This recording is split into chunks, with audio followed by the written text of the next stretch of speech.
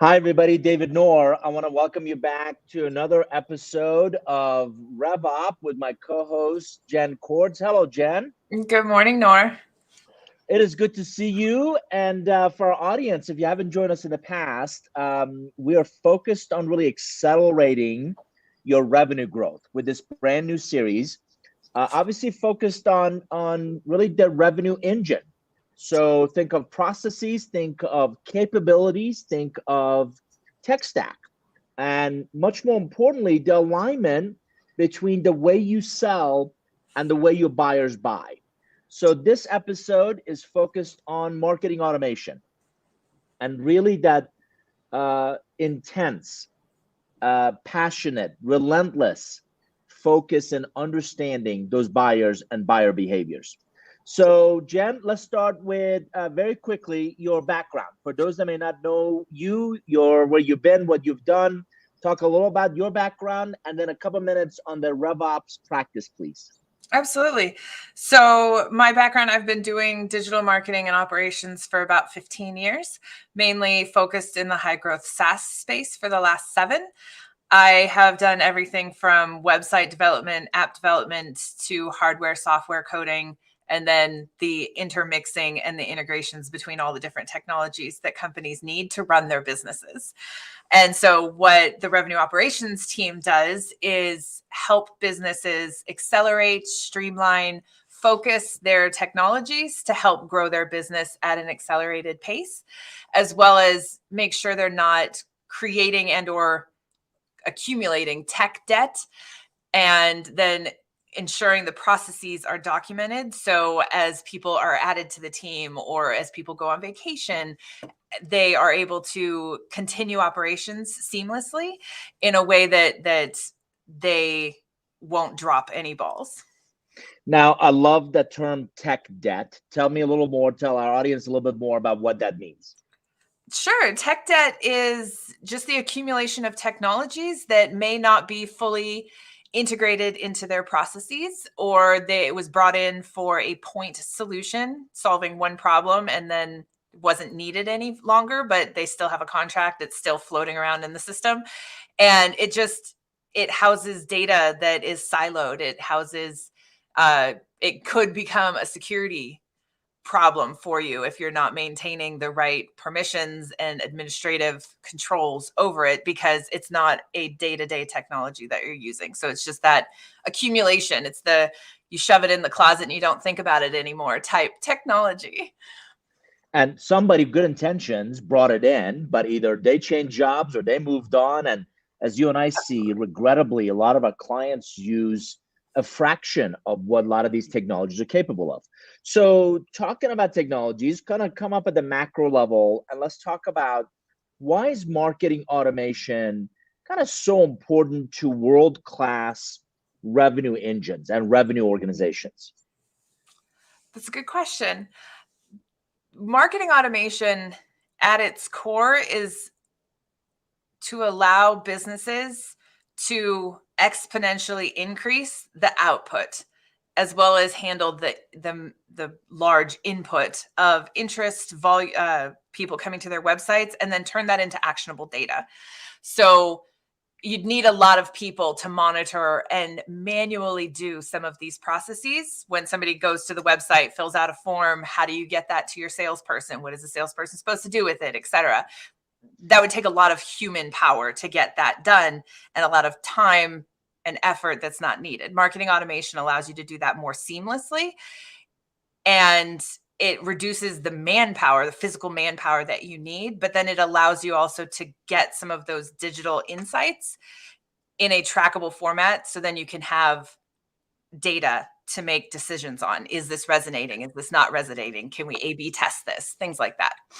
So if we were to do those manually, A, just the human manpower, bandwidth issues, B, disconnected because I may not know what that other individual or other team is doing. C, I can't get real actionable insights from those interactions, from the same individual who filled out a demo form to the same individual who downloaded something to the same individual who requested a demo. Well, I mean, you could get those, but it would be multiple spreadsheets then concocted together, and then you're trying to create a pivot table, and you'd have to do that manually every single time, pulling it out of various systems. Whereas marketing automation is kind of the threads that hold everything together, or the duct tape, if you will. So, Nour, I mean, you spend a lot of time with executive buyers and the executive level of leadership at a lot of these companies. What do you feel their impression of marketing automation is? I got to tell you, I think most leaders I speak with intellectually understand its value. There's this friction between we need it as a seller of our products and services. I hate it as a buyer of products and services. And it's just that disconnect between, we certainly want to be top of mind with the customers we want to engage, right? We want to make sure, particularly if you think about any business that's, Jenn, event driven. They may not need my products today, tomorrow, next week, or next month, but something triggers in their world where they believe they have a problem and they go searching and they go looking for a potential solution. We want to be there. We want to, as a company, as an organization, we want to be top of mind against their competitive peers. Now, take that seller hat off and put the buyer hat on. If I get another useless email from another company that I don't know anything about, or some rep who's trying to sell me something, and you can tell it's automated because they don't know me, they don't know anything about my business, and it feels so disingenuous. It feels so disconnected from reality that I hate it. And I, kind of unsubscribe. And by the way, I'll go to our teams and make sure we're not doing that. And I use that as an example. So there's that friction of almost like a necessary evil, right? We need it, but not sure I want to be exposed to it as a buyer, which brings me back to you. How have you found, what's the answer to that? How have you found the necessary evil of we needed with, I hate how so many individuals and so many organizations deploy it? Where's the balance between the two? It's hard, definitely finding that yin and yang of making it seem really personal, yet still have it be automated, large volume, capable, scalable. How I've done it best in the past and how I've seen world-class organizations do it is allow pieces of that to be personal and to segment your data in such a way that your ideal customer is getting more or less a white glove treatment. The first email may be canned, but it's written in a way that it's actually very well thought out and well structured. And then the second email, especially using tools like Outreach, when sales is actually working on communicating with leads, you're able to structure that email to have a section of it that must be changed before that email can be sent. And so most of the email copy is already written in a way that makes sense in the company voice, whatnot. But there's a paragraph in there that shows that we've looked at your LinkedIn profile. We kind of know who you are and what you do at the company. And so it forces sales to do some of that research, but most of the work is done for them. And so it helps with that heavy lift. And then some processes, like downloading a white paper, they don't necessarily expect to have personalization after that. At the same time, your communication paths need to make sense to the information they've now ingested. So if they've downloaded a Forrester white paper, don't send them something about some in-person pub crawl thing that you're sponsoring. Like, make sure that the content is there's continuity there. And so it takes a lot of planning on the front end. So I have to ask you, because this is one of those cringe-worthy moments.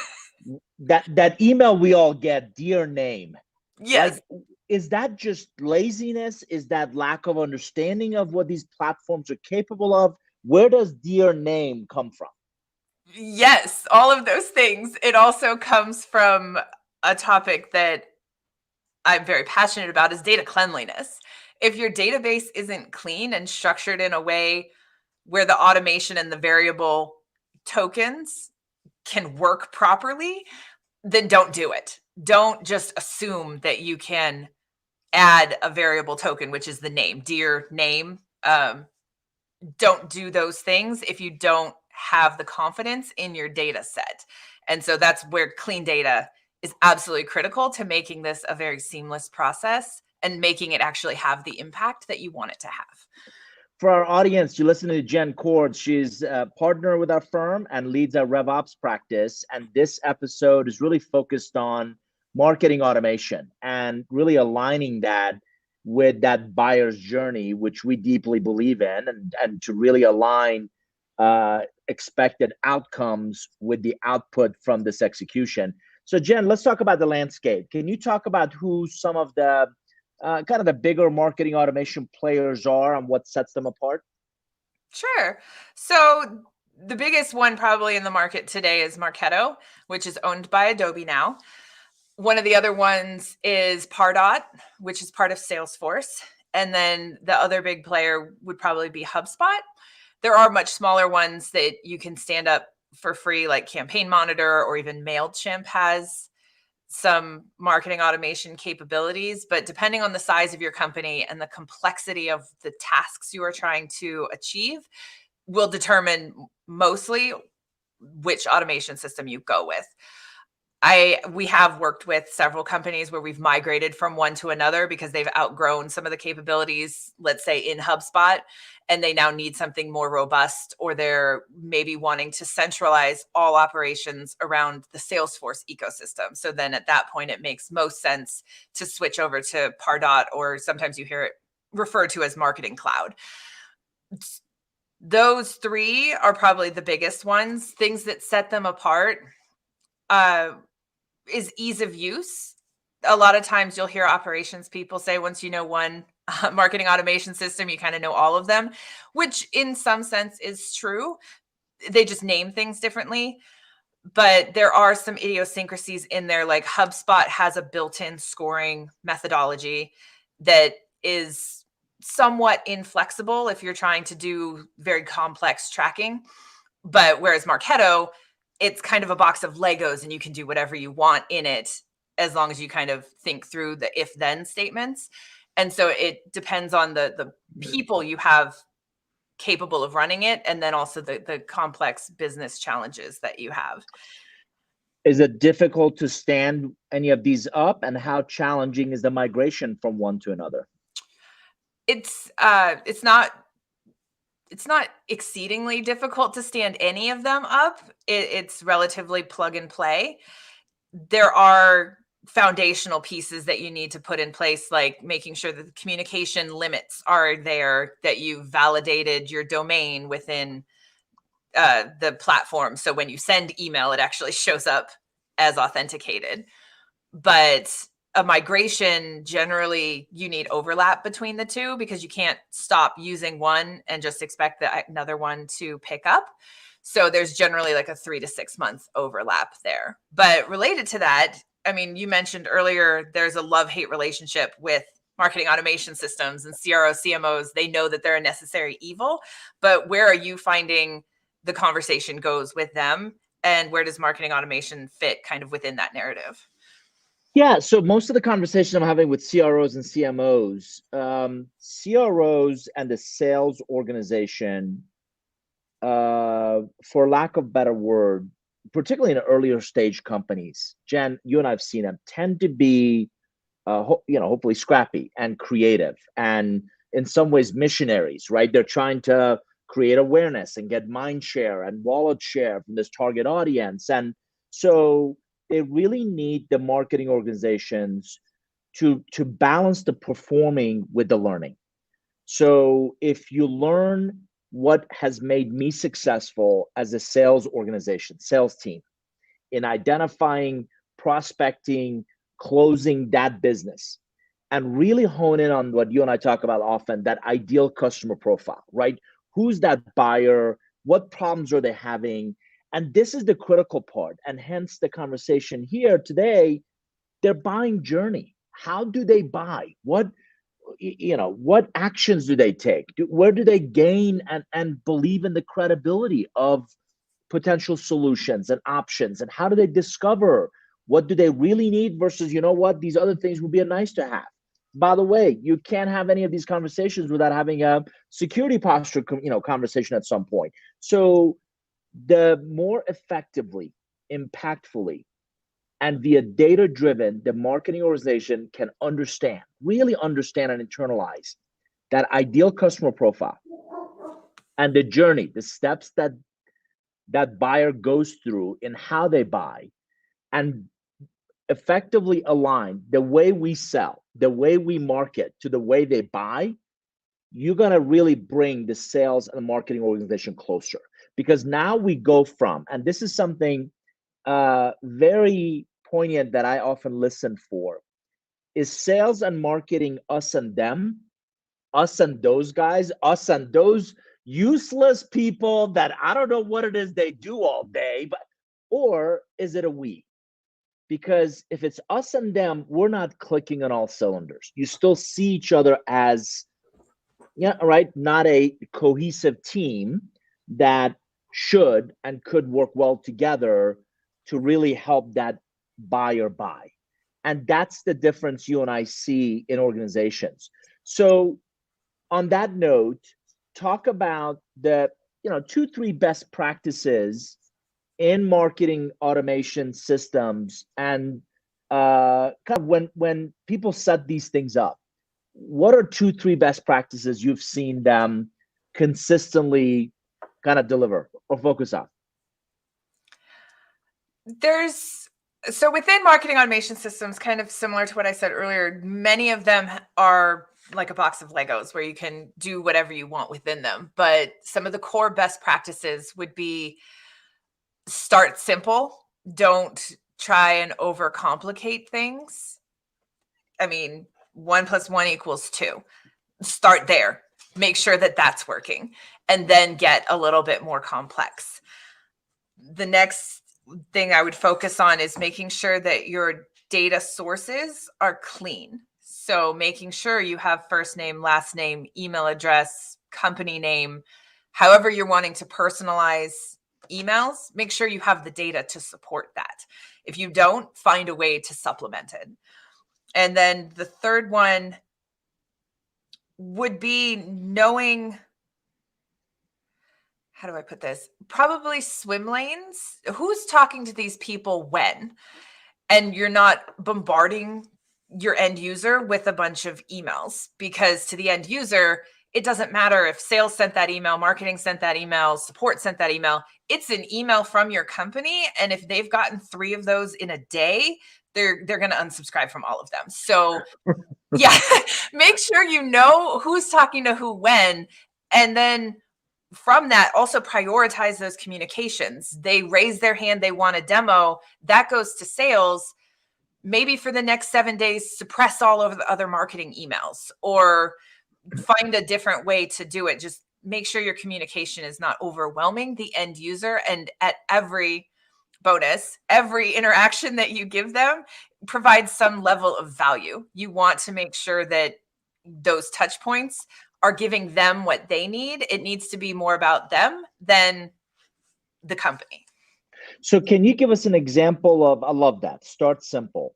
What's an example of something simple I could start with? Sure. So routing is probably one of the biggest concerns that most operations teams have. Set it up. If it's from these states, send it to this one person or to a queue, and then work with sales on better defining what that is, because at least those names are getting to the sales team. It may not be the right person, but it's getting to them. Some human is now seeing it, especially for your high need, your hand raisers saying, I want a demo, somebody please talk to me, I have a question. Like, those are most critical. So making sure that those get in front of a human would be number one priority, and make it simple. They fill out this form, it goes to this queue, and you tell sales, these are where all your leads are. Please go through and work them. This queue needs to be clean every single day.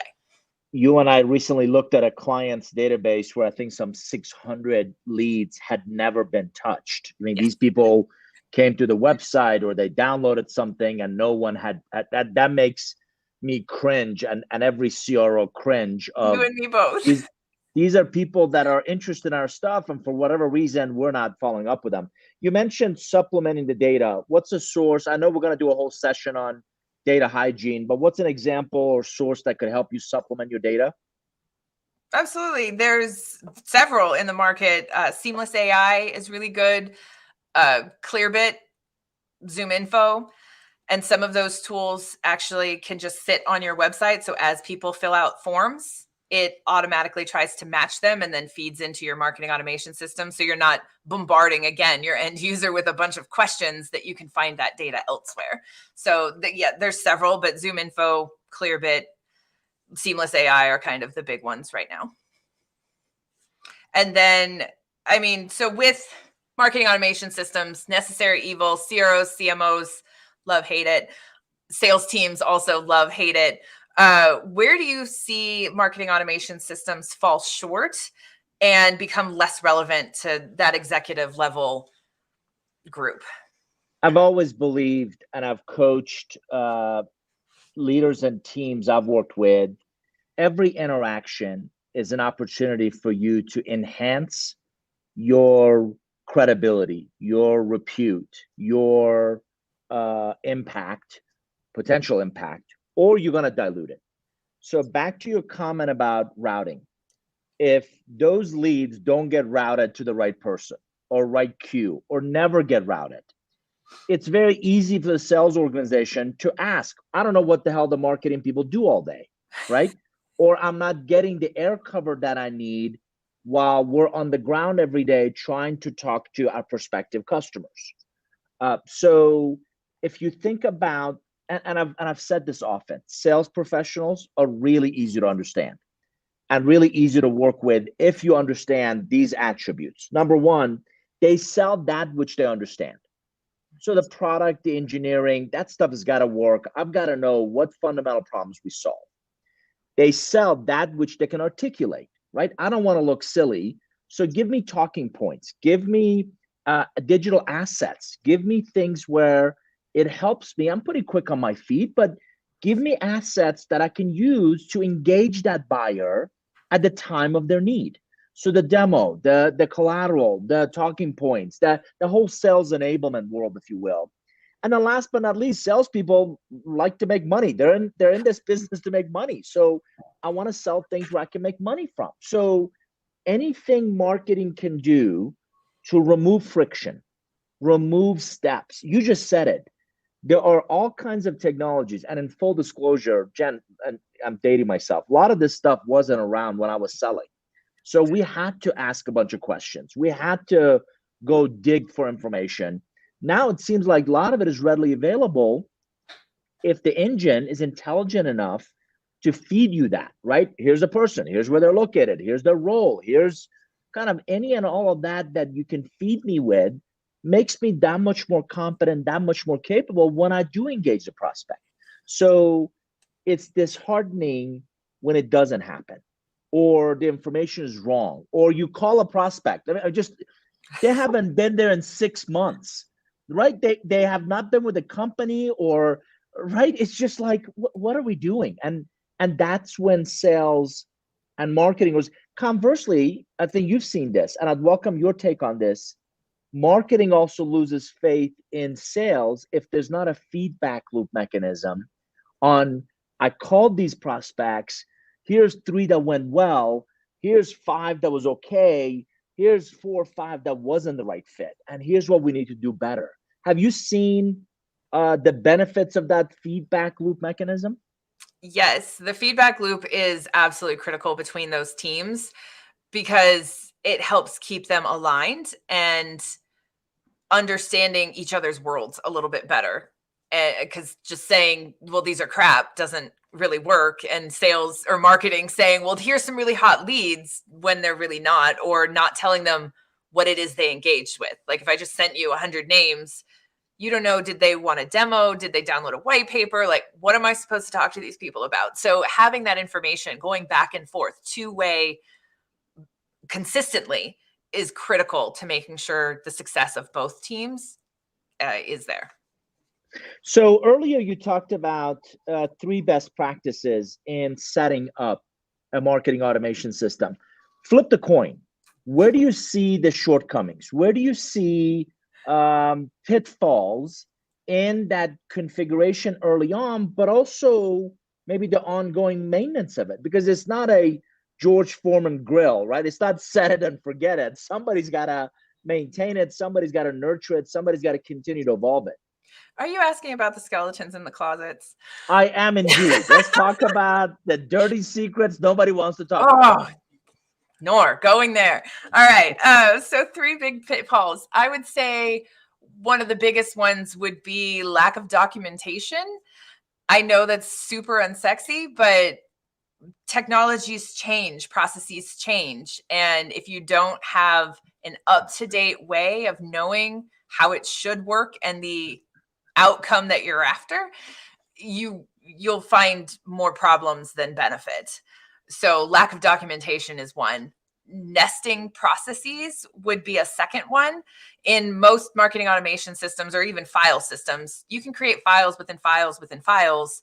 And if you put the process that's running like 3 levels deep and somebody doesn't know about it because there's no documentation, they go build something else. They're both triggering and they're both doing things that may actually be counterintuitive and counteract each other. And so then everybody gets frustrated because the system's not working how it's supposed to.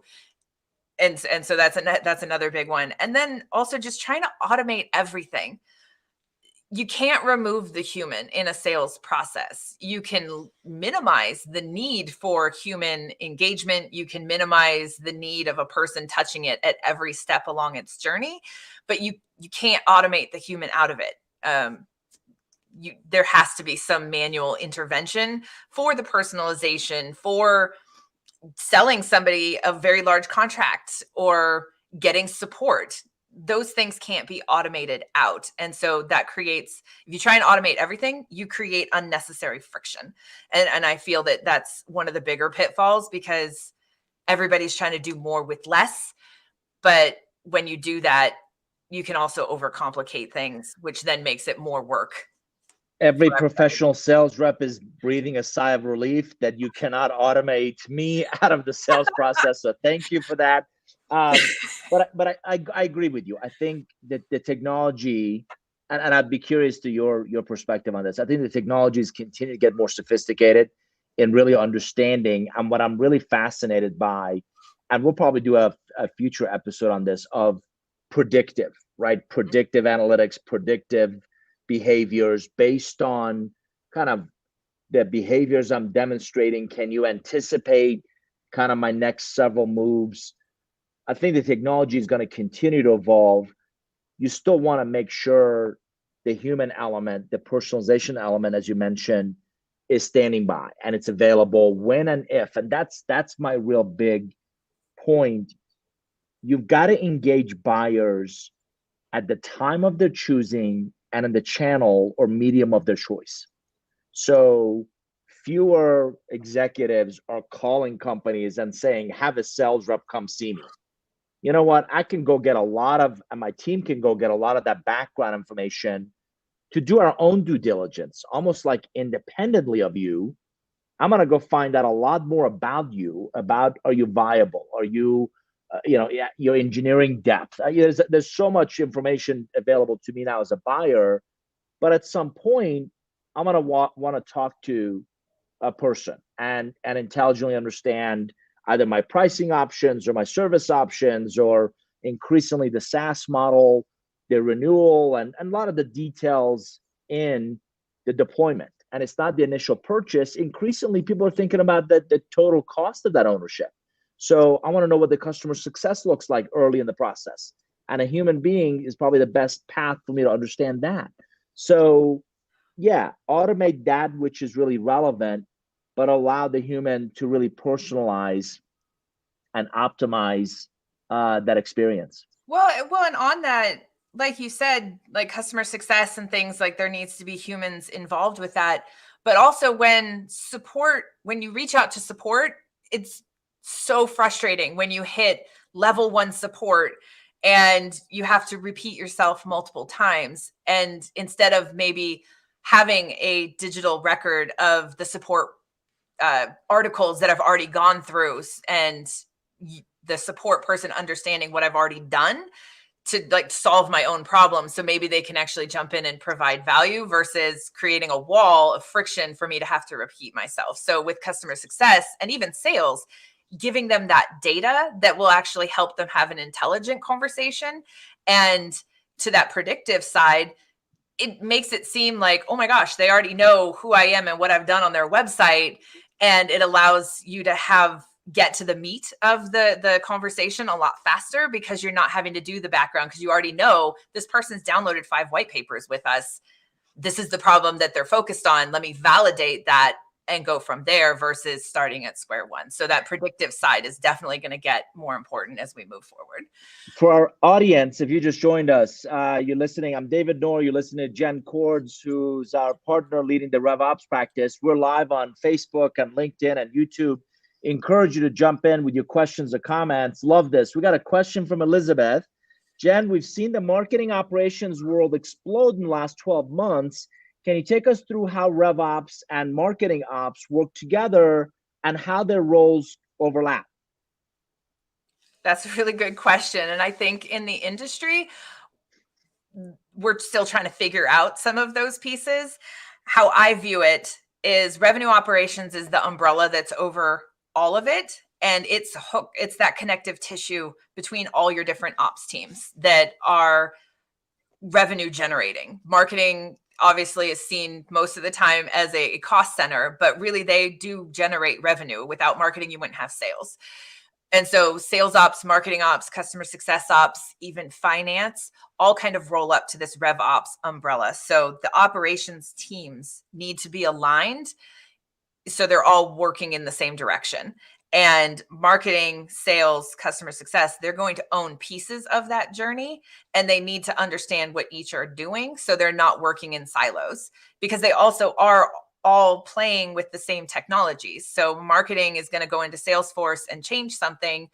Sales ops probably should know about that, and then customer success should as well. And maybe that changes the data and dashboards that finance is using. And so just that revenue operations is kind of that big umbrella.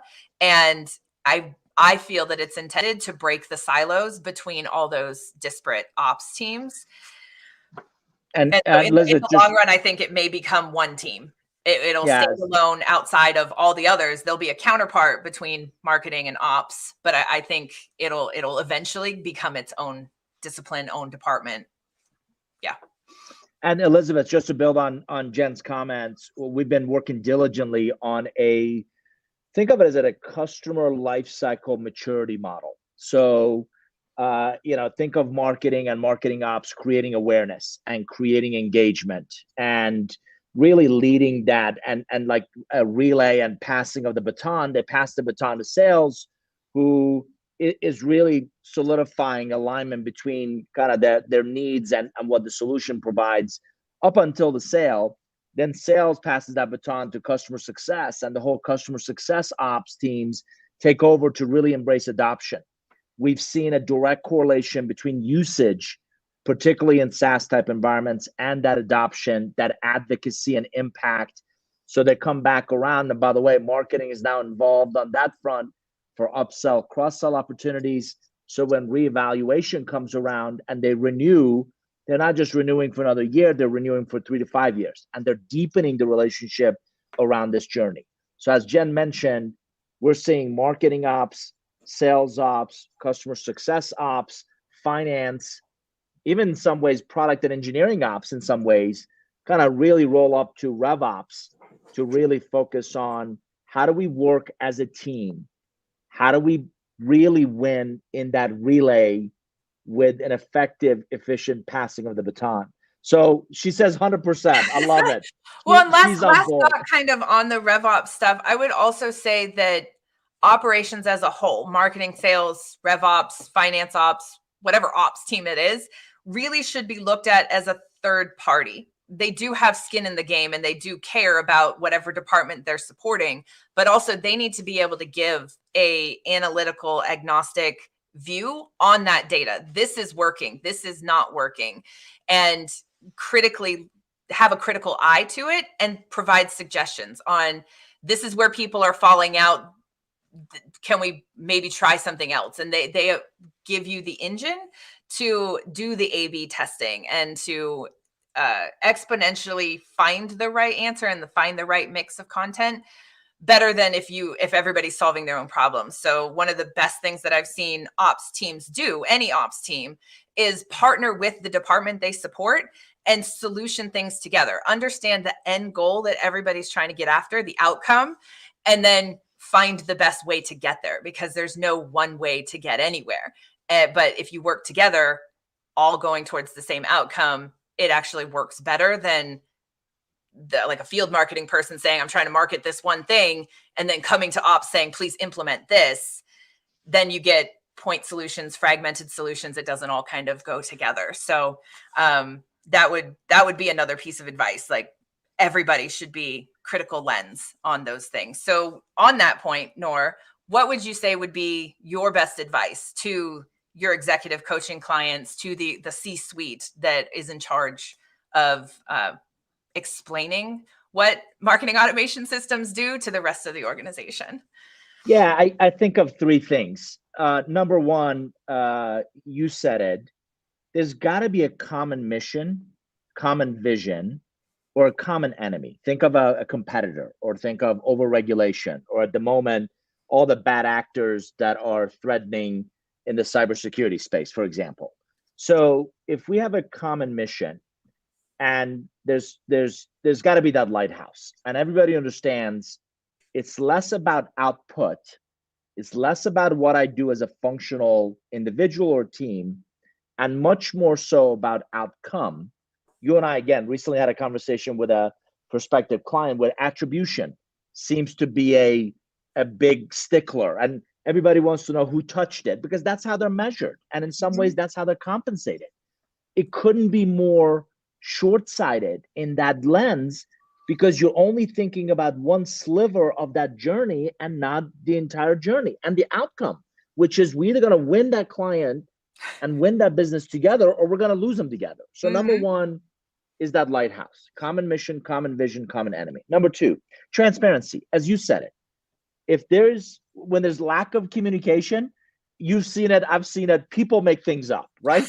I have no idea. They go do their own thing. I have no idea what's happening. Let me just figure this out on my own. Right? And now you have these disparate, all good people, all good intentions, all doing their own thing. And forget the right arm and the left arm, the fingers on the same hand aren't talking to each other. And yes, what you get is this, and you and I, we walk into this spaghetti of good intentions, just chaos of what they've created. Well, so transparency. Elizabeth makes a really good point here. Tech stacks are getting out of control, and the right teams and people aren't involved in a lot of those conversations. 100% agree with you that decisions are being made about technologies, about processes, about how the business should work, yet you don't have an ops team member in that conversation, or somebody who understands what it takes to make some of those things happen. So 100% agree with you that the right people need to be involved in these conversations to get the right outcomes. Yeah.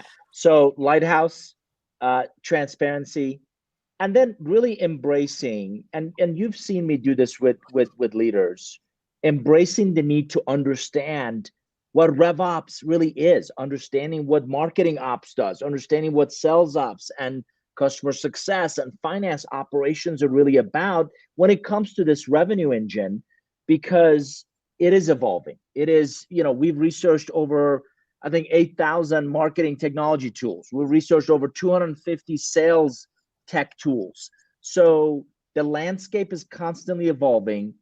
If you don't really embrace understanding and inviting RevOps to that conversation, to those discussions of here's what we're trying to do, the other thing that you and I've seen, and I'd welcome your comment on it, are the constant fire drills, right? So we got to get this out. So let's just build a campaign and get it out versus let's plan our launch and then work our way backwards. Let's plan that next event and work our way backwards. And really be methodical about how we want to touch, how we want to engage, how we want to influence people. What have you found in getting this right, in getting this marketing ops, this marketing automation, again, not just initiated, but really sustained over some period of time?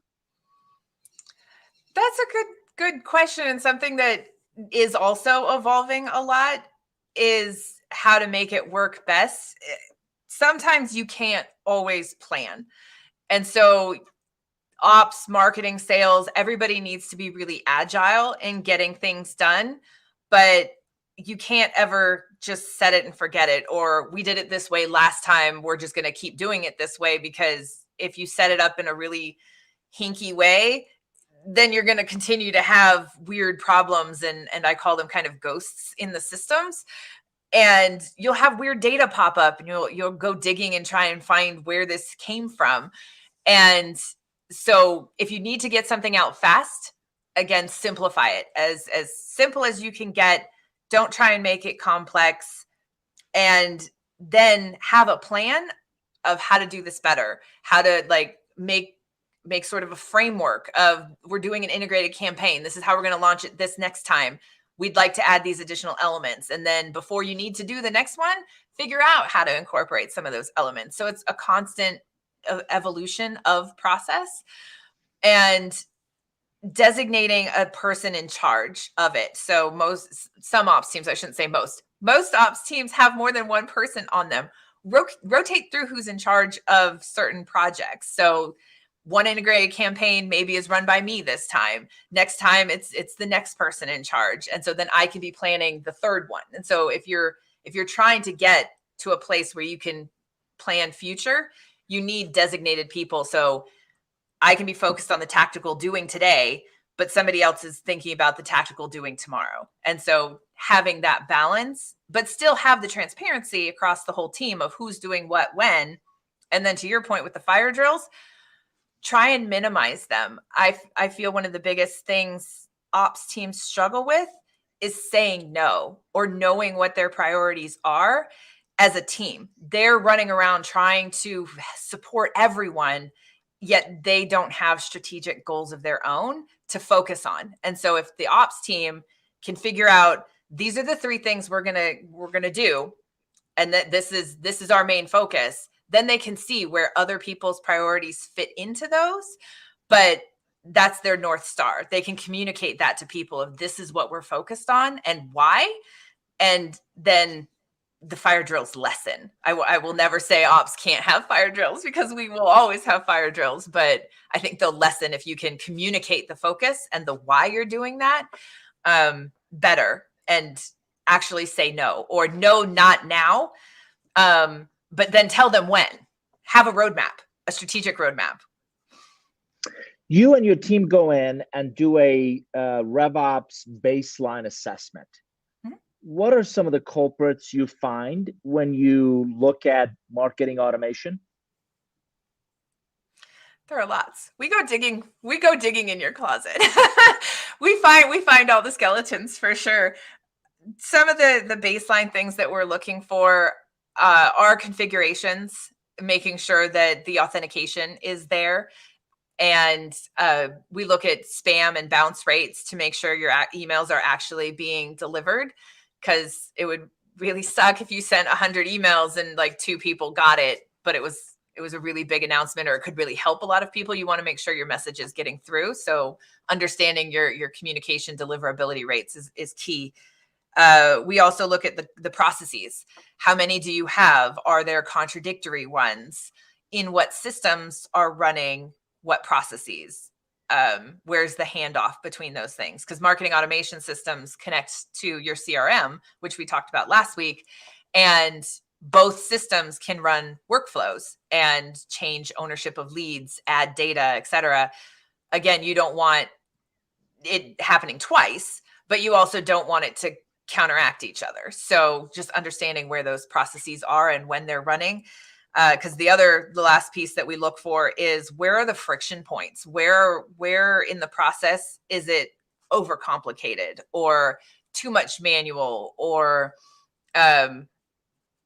requiring too much data entry from people who shouldn't be doing data entry? So those friction points are the next thing that we look for. And then after we have this holistic view, we'll go in and make suggestions and recommendations. And some clients have even brought us in to do the work on their behalf, but removing those things, simplifying those things, documenting those things. So then they have a better idea of what their system is doing. And so as they build and attach more things to their tech stack, they know the ripple effect that will have.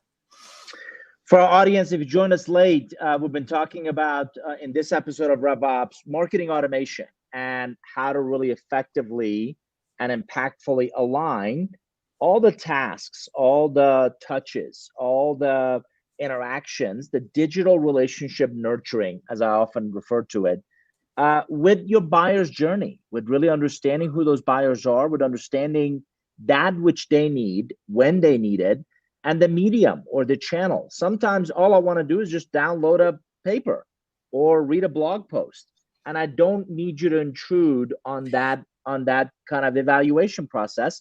Other times I want to engage you. Other times I want to have a dialogue, or I need to see a demo, or really speak to your engineering team to better understand the product roadmap. That's really when you serve my needs and my evaluation process, and really become, and ask most buyers, they're not looking for vendors. I would submit they're looking for partners. And that word is really thrown a lot around and it's losing some of its luster. But if you think about a partner, they go along that journey with you. They're there to help. They're there to provide answers. They're there to be a resource, help you consider options or ask questions they haven't thought of. That's really what I believe the best marketing automation systems can do, is be there, touch base with value add, intrigue me. I've always said, if you don't excite or disturb, you're never going to create that market gravity or pull. So I hope this session has been of interest and value to you. I hope Jenn and I both hope you'll come back. We're incorporating a new addition or new lens into these RevOps sessions, which is CMO spotlights. We're going to highlight CMOs who we believe get it. They get RevOps. They're doing RevOps right, or certainly are trying, and they really have built a great partnership with their sales counterparts, with their customer service and customer success counterparts, certainly with finance and product and engineering and other services. So we want to highlight some of those. And Susan Valancourt from Query.ai is going to be our guest in the next episode. So we hope you'll make the time to come join us. Jenn, Cordz, and I are live on Tuesdays at 11 Eastern, and we transfer these live sessions also into our podcast. So hope you'll subscribe to RevOps Podcast wherever you consume podcasts. Jenn, any closing words of wisdom on marketing automation? Well, I would invite all of our listeners to come join us in the forum. So it's nourgroup.com/forum. And we have a RevOps group there, so we can continue the conversation apart from these weekly sessions. But then also just join us on our website, nourgroup.com/RevOps, where we have some great information about the work we're doing and some just thought leadership type things that we have on RevOps, what we're seeing with clients, what's working, and along those lines. So please join us in those two locations, and I'd love to continue this conversation. Larry, it's good to see you. It's great to have you guys. Again, Tuesdays, 11 Eastern. Come join us. We look forward to seeing you next time. Thanks, everybody. Take care.